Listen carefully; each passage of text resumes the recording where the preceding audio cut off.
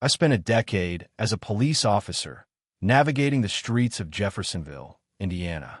My routine had settled into a familiar rhythm, beginning each shift with a briefing at the station, receiving updates on wanted suspects or recent crimes, and then setting off in my cruiser.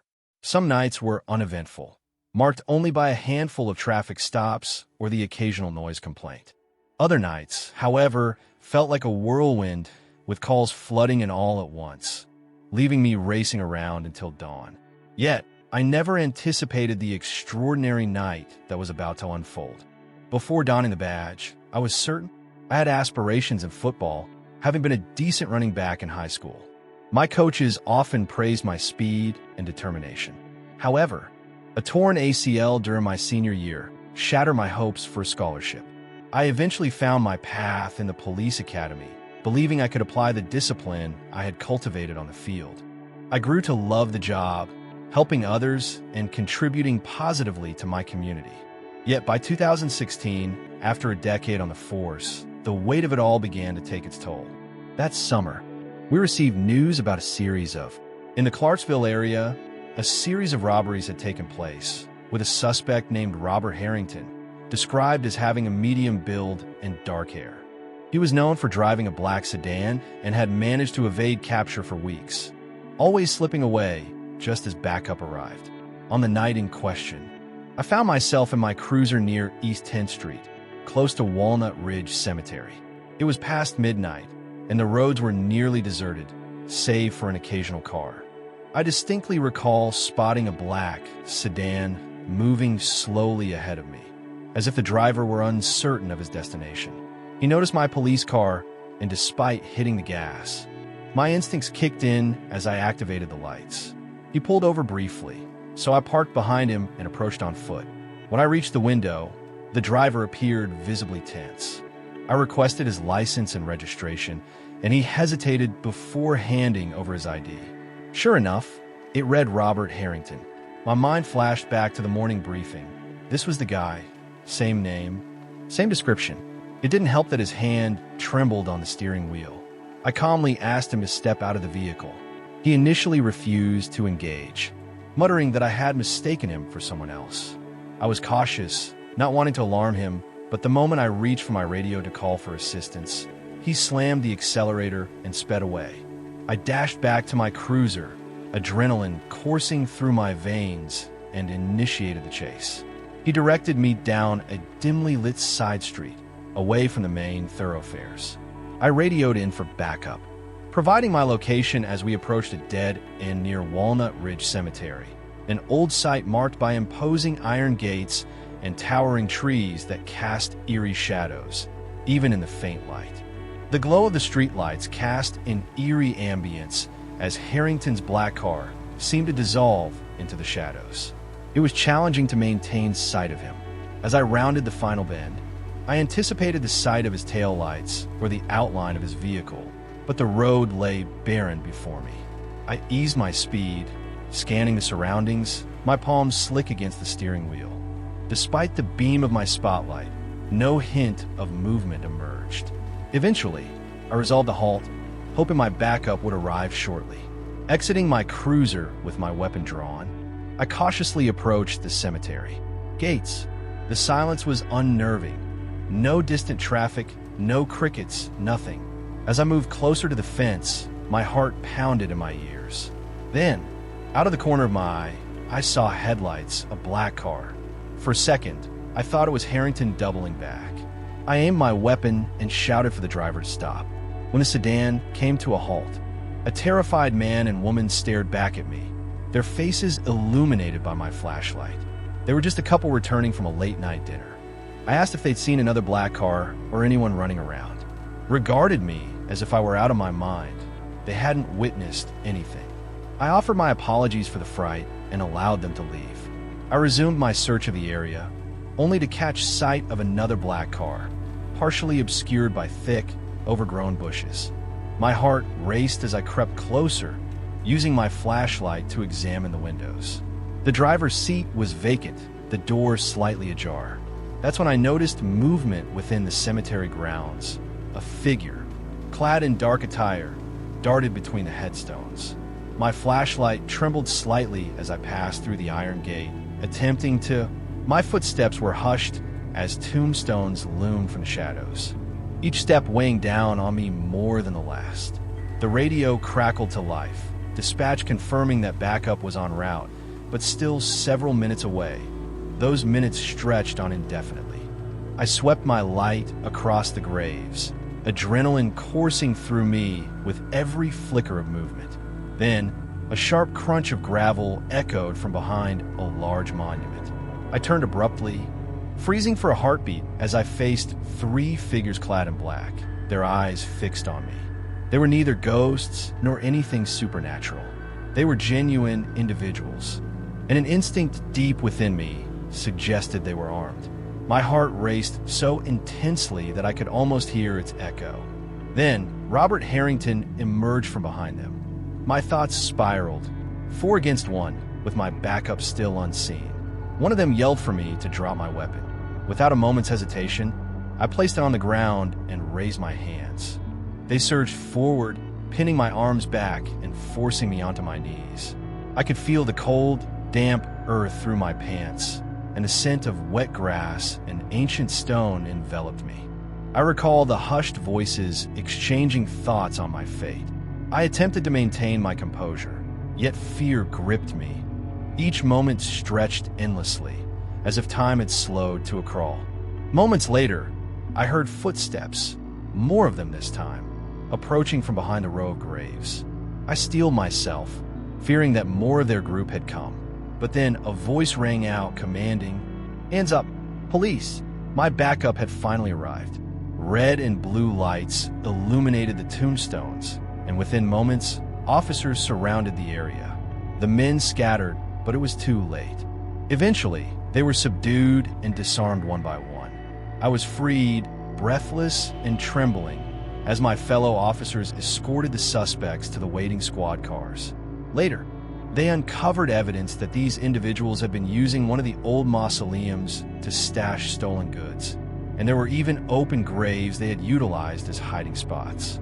The entire experience felt surreal, like a nightmare from which I couldn't awaken. After that night, I began to question everything I had witnessed. I had faced my share of peril, but there was something about being outnumbered and alone in that darkness that haunted me. The cemetery tipped me into a new reality, revealing how fragile the balance was between my mundane existence and complete turmoil. A few weeks later, I made the decision to resign, returning to those hushed streets. Anticipating the next near miss felt unbearable. I'm Avery Hamilton, and I was 17 when everything changed. Bloomington, Minnesota has been my home for most of my life, where my parents reside in a modest 2-story house on a tranquil street, not far from Jefferson High School, where I'm currently a junior. Classes were in full swing, and finals loomed just ahead, a familiar pressure in the air. During exam season, the stress can consume you day and night. At least, that was my experience. It all began on a Thursday afternoon when I returned home from school, feeling anxious about my history exam schedule for the next day. I hadn't studied nearly enough. To complicate things, my parents were busy packing for my cousin Kevin's wedding in Mano, about an hour and a half south of us. They would be gone until Monday, leaving me to navigate this challenge alone for the first time. I assisted my mom in loading suitcases into the trunk of our SUV and then double-checked everything. She reassured me that she hadn't forgotten anything. I could sense my unease, and she hugged me tightly, urging me to call immediately if anything felt off. I nodded, attempting to project confidence, but inside, my nerves were already fraying. At around 6 p.m., she and my dad pulled out of the driveway. As I stepped back into the house, an unsettling silence enveloped me. I locked the door behind me, a habit formed from years of living in this space. Normally, I find solace in the quiet, especially when I have studying to do.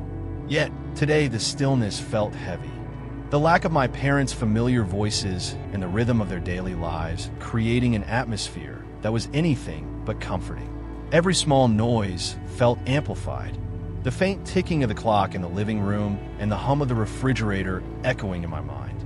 To distract myself, I decided to watch some TV. It helped a bit, but I still felt on edge. After about an hour, I grabbed my phone and texted my friend Melissa, a classmate of mine. We both had the same history exam coming up, so I asked if she could spend the night to study together. She agreed, saying she'd be over by 9 p.m. When Melissa arrived, the atmosphere in the house shifted to a more familiar comfort. We laid our textbooks out on the living room coffee table and began to review chapters around 10 p.m. She mentioned she needed to use the bathroom, so I suggested she go upstairs to my room since there was an attached bathroom there. It's typically cleaner and stocked with fresh towels, thanks to my mom's insistence on keeping it spotless. Not even 2 minutes later, Melissa returned downstairs looking pale. She said she saw someone sitting in our backyard, right in one of the chairs on the deck. At first, I thought maybe it could have been a mere shadow, yet she was adamant about seeing the outline of someone. My heart raced, but I made an effort to remain composed. We ascended to my bedroom window to investigate. I leaned out, scrutinizing the backyard. The porch light cast a faint glow, but there was no sign of anyone. The chair sat vacant, and all was quiet. I suggested that perhaps her eyes were deceiving her. She didn't argue much, but an air of unease lingered.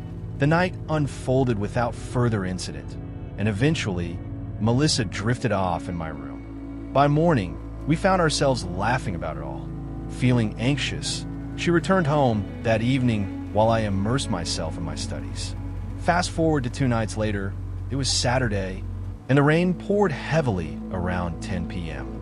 And Melissa couldn't come over because her dad was in the hospital for a minor procedure, so she had to stay home with her younger siblings. It was just me in the house again, with the rain pounding against the windows and the wind rattling the back fence. My nerves spiked as I tried to focus on my notes, but that uneasy feeling was creeping back in. Then I heard it, a faint squeaking sound like the creaking of a wooden chair on the deck caught my attention, freezing me in place. The sound repeated, clearer this time. Cautiously, I made my way upstairs, switching off lights to avoid detection. At my bedroom window, I carefully drew back the curtains. The porch light cast a muted glow over the backyard, revealing the outline of a man in the very chair Melissa had described. My heart raced, pounding so loudly I feared he might hear it. At one moment, he turned his head toward my window, though I couldn't discern his features. The thought of him possibly staring right at me sent chills down my spine. I scrambled for my phone, prepared to reach out to anyone, my parents, the police, anyone at all. Just then, a loud knock echoed through the house, causing my stomach to plummet. A part of me feared it might be him, attempting to draw me out by masquerading as someone else. But then I heard a muffled voice declaring it was the police. Another voice followed, and I recognized it as my neighbor, Mrs. Carlson. She had lived next door for years, and my mom had asked her to keep an eye on me while they were away. Gone, I cautiously made my way downstairs. Through the peephole, I spotted Mrs. Carlson and an officer on my porch. I let them in, practically trembling. Mrs. Carlson explained that while tidying up in her attic, which has a small window overlooking my backyard, she had noticed a man sitting on my deck. She immediately called the police, but by the time the patrol car arrived, he had vanished. They searched the property, but found no trace of him. The officer was courteous, but advised me to stay elsewhere for the night if I could. With my parents away, Mrs. Carlson urged me to pack a bag and stay at her house for the remainder of the weekend. I hardly protested, too shaken to gather my thoughts. Before I departed, I cast a quick, anxious glance out the back door, half anticipating the return of that shadowy figure. But all I found was the empty chair, damp from the rain. That night, I lay wide awake in Mrs. Carlson's guest room, still filled with fear. My parents returned on Monday, and I never spent another night alone until I left for college, despite the fact that nothing tangible had happened to me. The fear I felt was palpable. Before we delve into the next tale, if this is your first time here, please hit the subscribe button and activate the bell icon to keep up with our forthcoming chilling narratives. Your support is invaluable, so do share these stories with your friends and family. Thank you. I just finished a grueling business meeting in Cleveland after a long drive back to Indianapolis that night. I opted to find a motel along the route. I settled on a small roadside establishment, hoping to catch some rest and start anew in the morning. The motel was unremarkable, a low single-story building with a flickering neon sign. My room had the essentials: a bed, a TV, and a bathroom that carried a faint scent of bleach. Yet, it provided a sense of relief. I changed into a t-shirt and sweatpants, attempting to shake off the stress from that meeting. My phone buzzed with follow-up emails from my boss, but I chose to ignore them. For a change, I attempted to find some peace at about 1 a.m. I heard a muffled sound outside my door. At first, I thought it might be rowdy guests or someone arguing, but then the noise became clearer. It was a woman's scream, loud and frantic, the kind of scream that evokes genuine fear. I hesitated for a moment, my heart pounding. Should I open the door or call the front desk? Before I could decide, her screams transformed into words. She was yelling something about her husband being attacked, and that jolted me into action. I cracked my door open to see a woman in her bathrobe, tears streaming down her face. She turned to me, her eyes wide with desperation as she pleaded for help. She rambled about a motel worker who had attacked her husband, claiming he had even killed him. The word "killed" echoed in my mind, paralyzing me with fear. I stepped into the hallway, my heart racing, and asked her where her husband was. She pointed to her room a few doors down, insisting his body was there. Despite my panic, I felt compelled to follow her, torn between concern and shock. As we reached her room, I saw a man lying motionless on the floor. I'm no doctor, but it was clear he was in dire condition. The police arrived shortly after, responding to the chaos that had unfolded. Someone must have called, or perhaps it was the night manager. They hurriedly led me into the hallway while they examined the scene. The woman was in tears, claiming that a man who worked at the motel had deceived them into opening the door before attacking her husband. She insisted she recognized him from earlier that day when she was checking in, mentioning he had been mopping the floors and lurking around.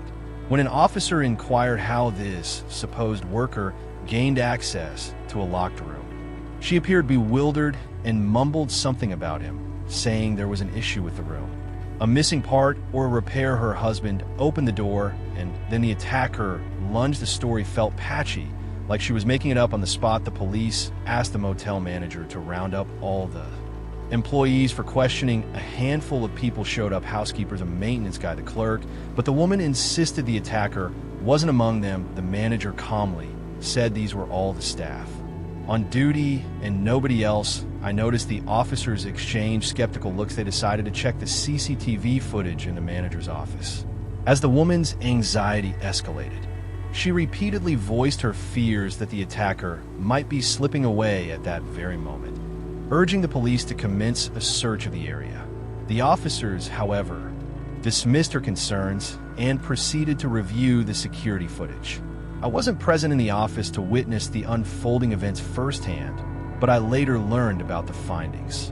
The video revealed the woman exiting her room earlier, donned in a mask, moving stealthily through the parking lot as if she were on the hunt for someone. Shortly after, she returned to her room, only to reappear moments later, screaming in terror.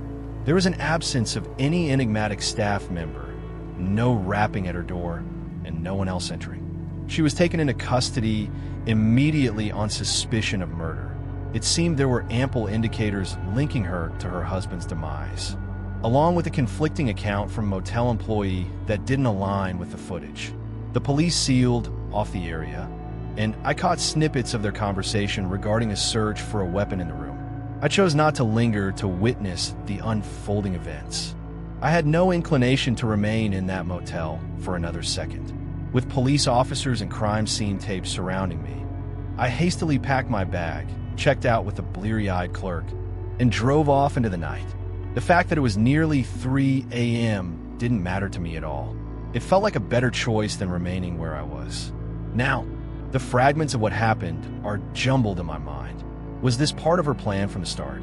Did something occur between them that spiraled into chaos? And what was the purpose behind fabricating a narrative about an ordinary motel employee? All I can say is that sleep eluded me for days. The memory kept cycling through my thoughts. The woman's desperate cries, the still figure on the ground. As the officers reviewed the CCTV footage, their expressions were a mix of disbelief and concern.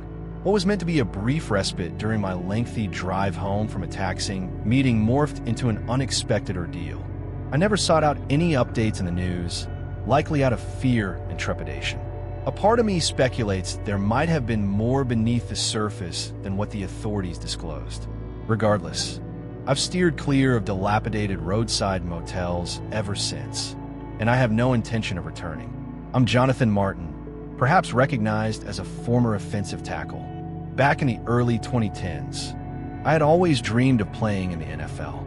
Unfortunately, a few individuals derailed that aspiration for me. I was drafted by the Dolphins in April 2012 and began training camp in July. Being a naturally shy and introverted person, I didn't anticipate forming friendships with everyone on the team immediately. I met every player and coaching staff member without issue at first. However, as the second week of training camp arrived, the hazing began. The first hazing ritual I experienced was carrying veterans' bags and covering team dinners didn't bother me. I had experienced this before as a freshman on the football team in both high school and college. I was aware that I wasn't the only one facing this.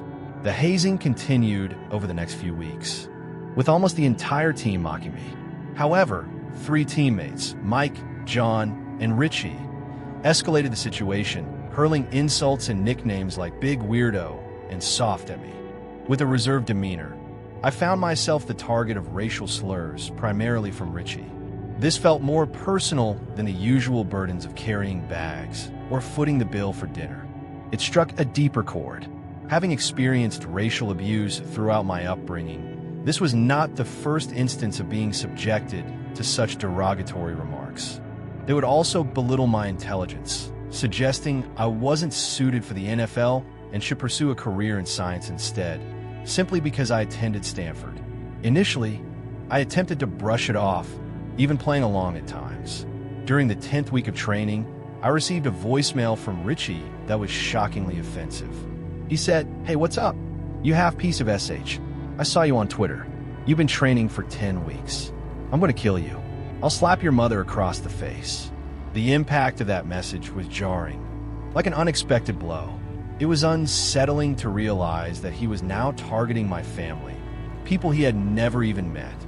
I couldn't help but wonder why he was doing this. What was his issue? Why was I the focus of his aggression? Was it because I was quieter and more introverted than the others, making me an easy target in a group dynamic? In a locker room that prioritized toughness and bravado, I found myself isolated, facing racial abuse that my teammates, many of whom share my background, did not experience. As the 2012 season began, the harassment intensified. I was pressured to contribute thousands of dollars for team events, including a $15,000 Las Vegas trip that I didn't even attend. This was not just a typical rookie dinner. It was an overwhelming financial obligation that I felt compelled to meet. While other rookies occasionally covered some expenses for veterans, the demands placed on me were far greater. The financial harassment I experienced was not only excessive but also targeted, creating a pattern that deepened my sense of isolation. At one point, I felt so mentally drained by the treatment I was enduring that I reached out to his parents, expressing my despair by saying I hated it there, that the atmosphere felt like a prison. My parents urged me to report the situation, but fear held me back. I didn't want to be perceived as weak in the hyper-masculine culture of the NFL. The Miami Dolphins organization, too, is known for its tough guy mentality, and despite everything, I never spoke publicly about my experiences in 2012. The bullying I endured took a significant toll on my mental health. I wish I could say it ended there, but unfortunately, it continued throughout the 2013 NFL season. In October of that year, I reached a breaking point. One day, I sat down at a lunch table with Richie and my teammates, only to have everyone stand up and leave as a joke. This prank had been played on rookies before, but for me, it was the final straw. I walked out of the team's facility that day and never returned. I entered a mental health facility to address the depression and anxiety that plagued me for for the past 2 years while being part of that team. After discussions with my parents and trusted friends, I felt compelled to share my experience. Their encouragement resonated deeply with me. It had become overwhelming. I publicly addressed the situation, and following my statement, the NFL initiated an investigation. The findings corroborated my claims of ongoing bullying and harassment by the Miami Dolphins, particularly from Richie, once the investigation wrapped up. Richie faced suspension for the entirety of the 2013 season and was subsequently released by the team. While the consequences imposed on him brought me some satisfaction, my mental health did not improve. As I joined the San Francisco 49ers for the 2014 NFL season, I played in 15 games, yet my confidence plummeted. Feelings of isolation plagued me, and I grappled with my mental health, hindering my ability to perform at my best. I ultimately retired from football in 2015, and in my retirement statement, I acknowledged the emotional toll of my NFL career. The mental toll was overwhelming during 2016 and 2017. I became an advocate for mental health awareness and anti-bullying initiatives, supporting those who had suffered from bullying. In May of 2024, I graduated from the University of Pennsylvania with an MBA in finance and real estate. I also co-founded the Narrow Road Group, a real estate platform. After achieving these milestones, I find myself happier than ever before.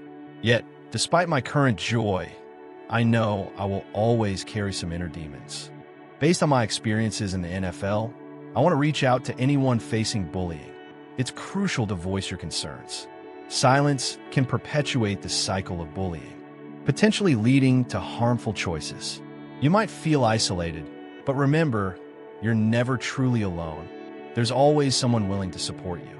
This realization came to me shortly after my roommate Javi and I settled into a small apartment in Queens, a space that resembled more of a walk-in closet than a true home. Boxes cluttered every corner, and the floor creaked beneath us like an old rocking chair with each movement we made. The living room window faced an alley cluttered with garbage cans and broken pallets, but it was our space.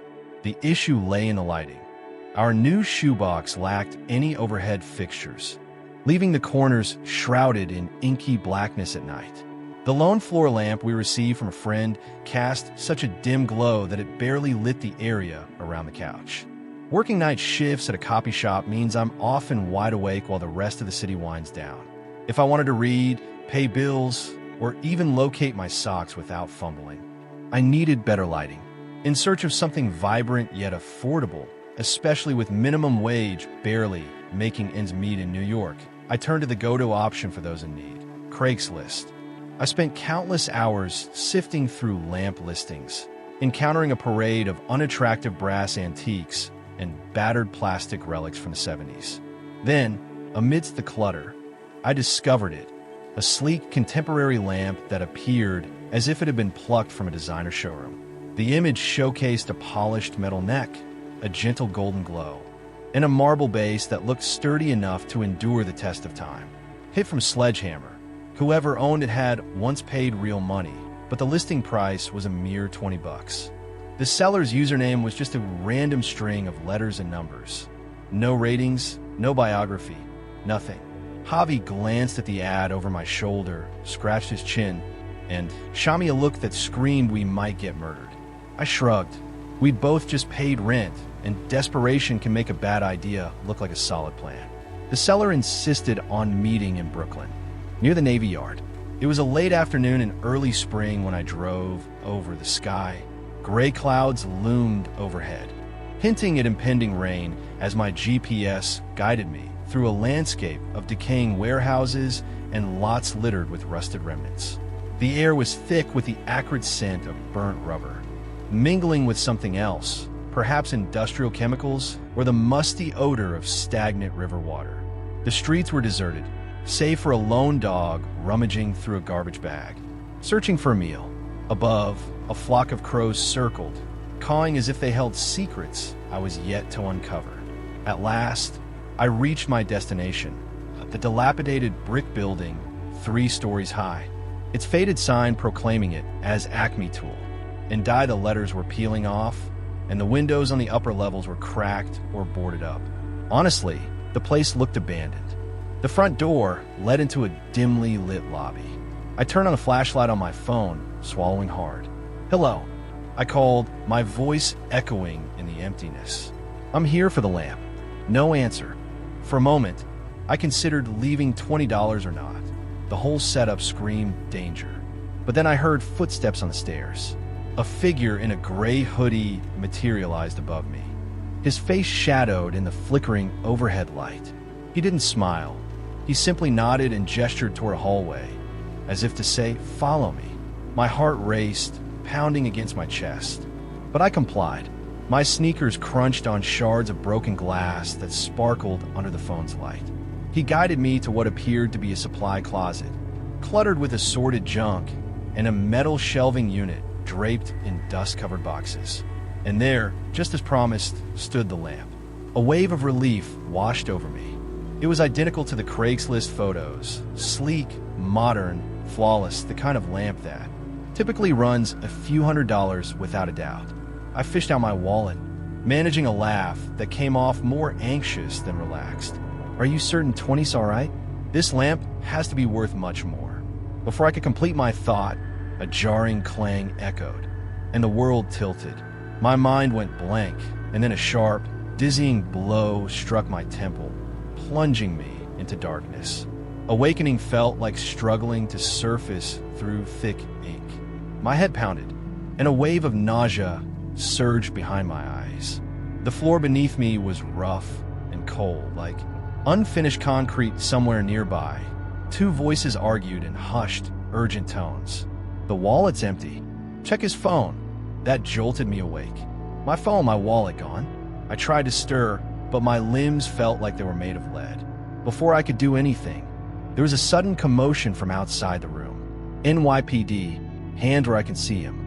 The voices near me erupted in curses. Then came a rush of footsteps, grunts, and bodies slamming against walls.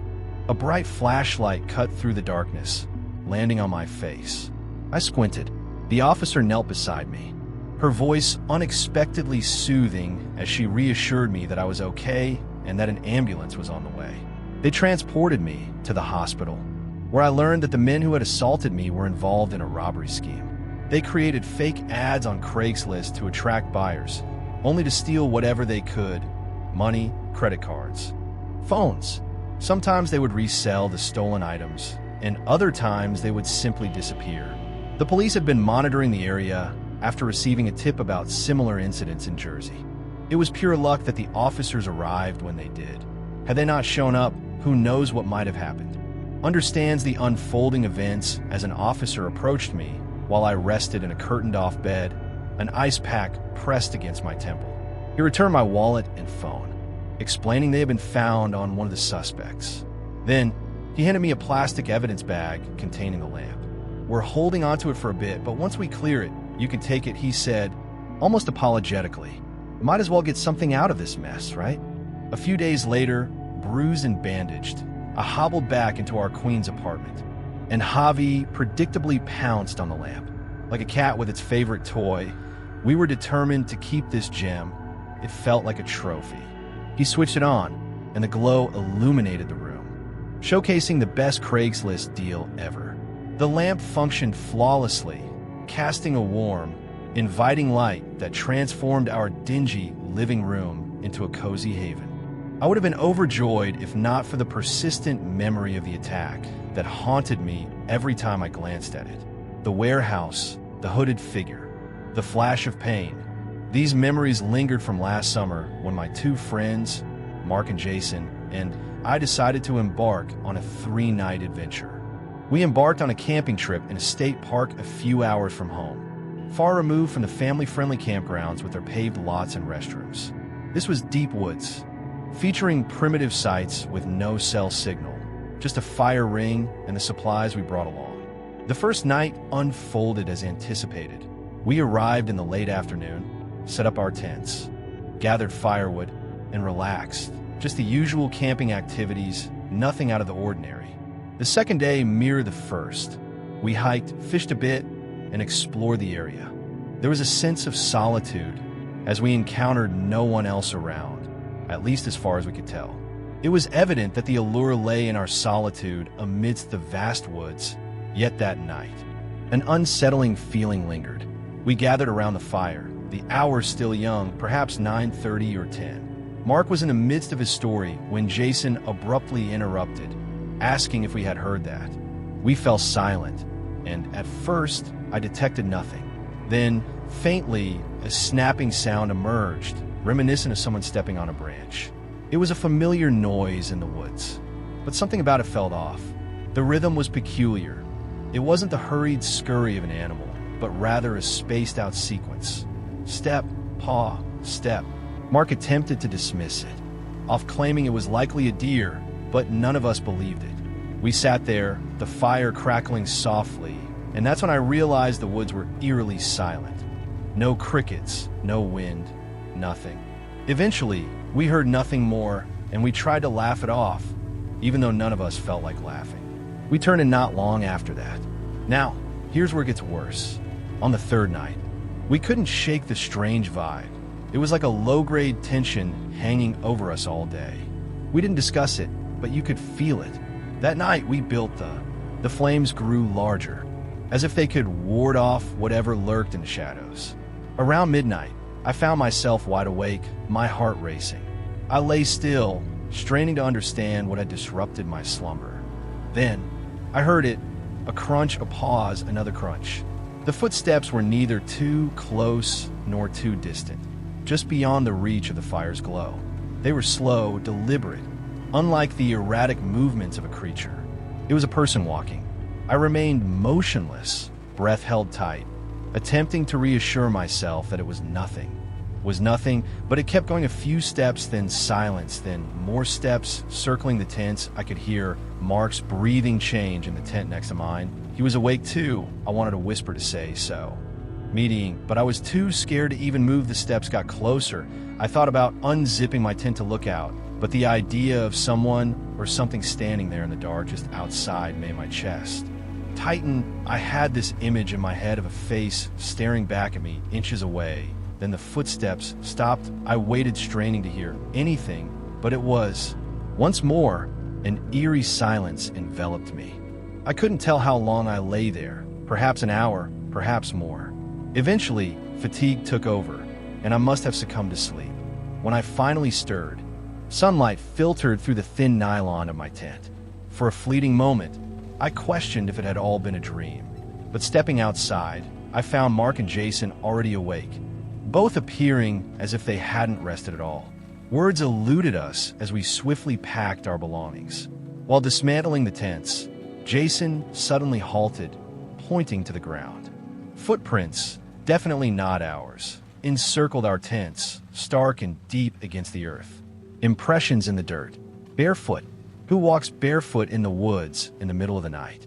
We hiked back to the car in silence, each of us reluctant to acknowledge how unsettled we felt.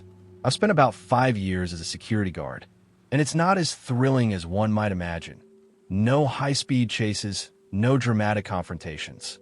Just long hours of wandering empty hallways, staring at security monitors, and battling fatigue. Yet, there was one night that remains etched in my memory. I still find myself reflecting on it when I'm alone. It sends shivers down my spine. It was a Friday night shift at a mid-sized office building downtown. One of those places with a glass entrance, a few floors filled with cubicles, some conference rooms, and break areas. The company leasing the space was a tech startup, and most people had cleared out by 6 p.m. Yet there was the rare workaholic toiling away, burning the midnight oil. That night, it was serene, just me, my usual rounds, and the soft hum of fluorescent lights around 11:30 p.m. I found myself in the control room, feet propped up on the desk, nursing a cup of lukewarm coffee while half-heartedly scanning the grainy security feeds. That's when something peculiar caught my eye on one of the exterior cameras. A man stood just outside the main entrance, doing nothing but lingering there about 10 feet from the door. He remained still, his face partially obscured by a hoodie, with his hands tucked deep into his jacket pockets. Initially, I considered the possibility that he was waiting for someone, perhaps an Uber or a coworker still inside. However, as minutes ticked by without any movement, he remained there, staring straight ahead. I observed him for a while longer, attempting to make sense of the situation. Maybe he was simply taking a smoke break, though I noticed no cigarette in sight. I switched to different camera angles in hopes of gaining a clearer view, but it didn't provide much insight. He was just there, motionless. An unsettling feeling began to creep in. After about 10 minutes of this, I resolved to take a quick walk downstairs to investigate further. He required assistance, or perhaps a gentle nudge, to continue on his way if he was lingering. As I approached the lobby, my eyes kept darting to the monitors displaying feeds from the other cameras. He remained perfectly still. Upon reaching the glass doors, I could finally see him, standing beneath the faint illumination of the streetlight.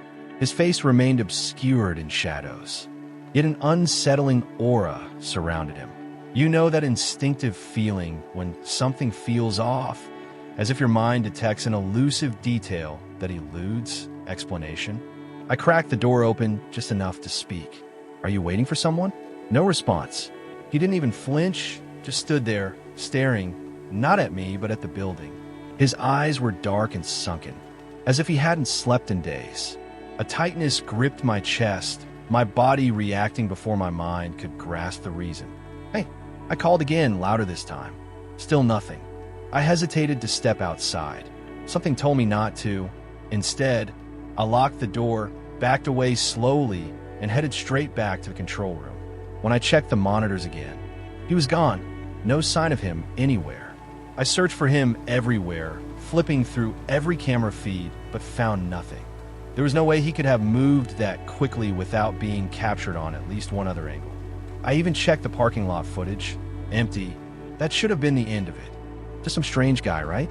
But about 30 minutes later, around midnight, I noticed something else on one of the upper floor cameras. There was movement. The office should have been empty. Everyone clocks out early on Fridays. Yet, there was a figure walking down the hallway. My first thought was that maybe someone had stayed late, without signing out, which wasn't unusual. But then I realized it was him. Same hoodie, same slouch posture. But how did he get in? The doors were locked. I locked them. I stared at the monitor, my heart pounding. Now he wasn't moving like someone who belonged there. No rush, no hesitation, just slow, deliberate steps, as if he knew exactly where he was going. I grabbed my flashlight and radio.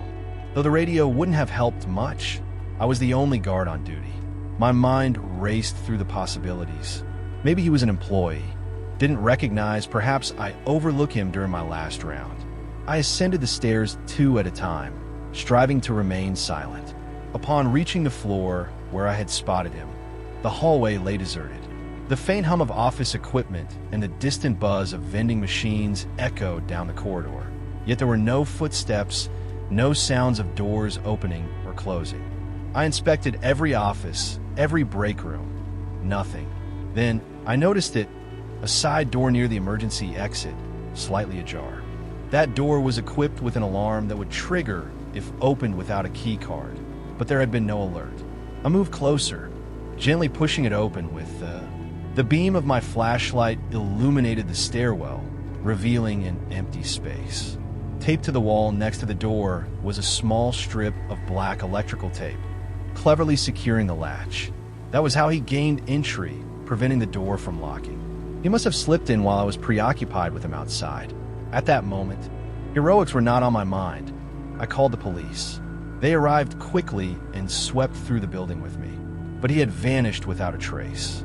There were no signs of forced entry, and nothing had been taken.